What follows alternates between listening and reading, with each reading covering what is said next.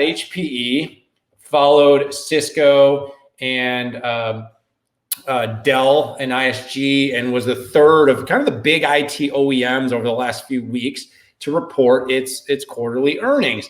And this to me was a big one. It was a wave where I had come out early and said, this is going to be the quarter where on-prem infrastructure returns to the black. And I am one to often ignore when I make inaccurate prognostications, but I'm never one to forget to make a victory lap when I get it right. So I predicted a high single-digit percentage of growth across the board. And by the way, if I'm not mistaken, I think I think Cisco was around 7, Dell was around the same, and Hewlett Packard Enterprise came in at 11, but I want to say it's 9 because you had to adjust for constant currency, which, by the way, I only adjust for that when it helps me, and in this case, it did. Couple of things though that I really called out from the earnings, Antonio Neri's remarks and comments. One was the growth wasn't heavily weighted to one part of the business. Now the company's business is heavily weighted to to compute and storage.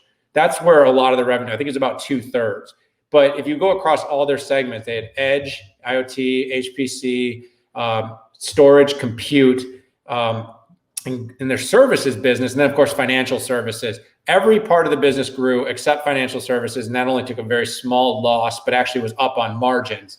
But really solid growth at the intelligent edge, a really good result from the business on from compute and storage. HPC had a very strong number, and GreenLake came in at I believe 30%, or on the as a service. Now everybody remembers that Antonio Neri came out almost 2 years ago, said by 2022 the entire HPE portfolio would be available as a service. Now I'm holding him accountable to this now because we are 1 year, not even, away from this promise. And I will say the company has done a good job. It has diversified a lot of products, and I believe at its upcoming Discover, Pat, will be announcing more services that will be coming into that family. We'll have to wait and see.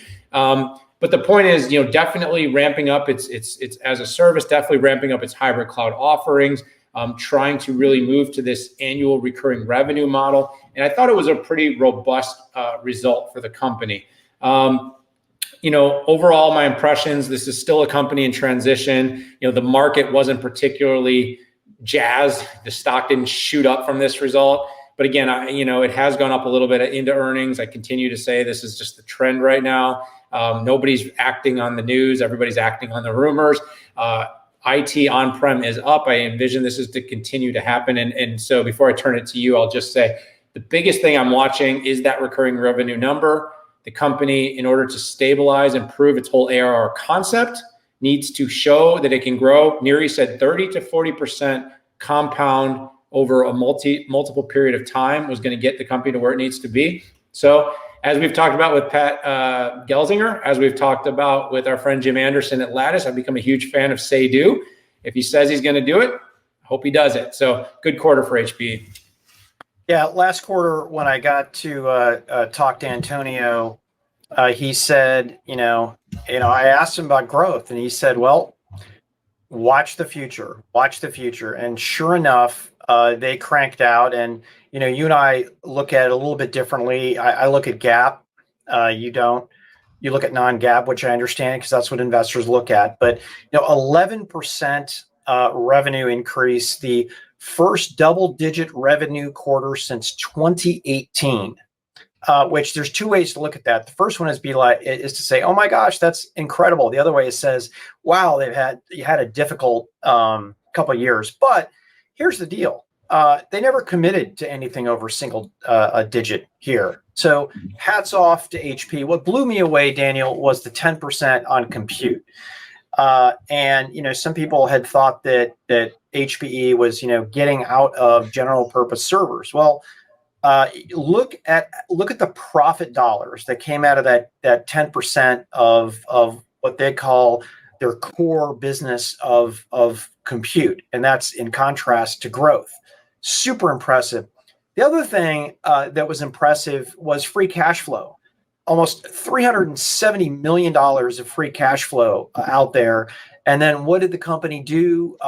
They raised free cash flow and EPS outlook. And like you said, Daniel, they were rewarded with an indifferent Wall Street out there.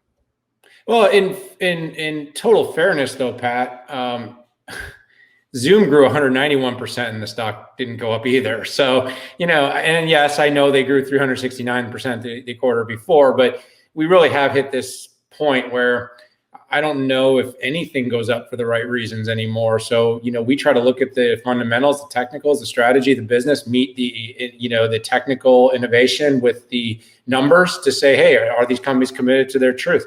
So I hope that's what you as an audience hear when you hear us talk.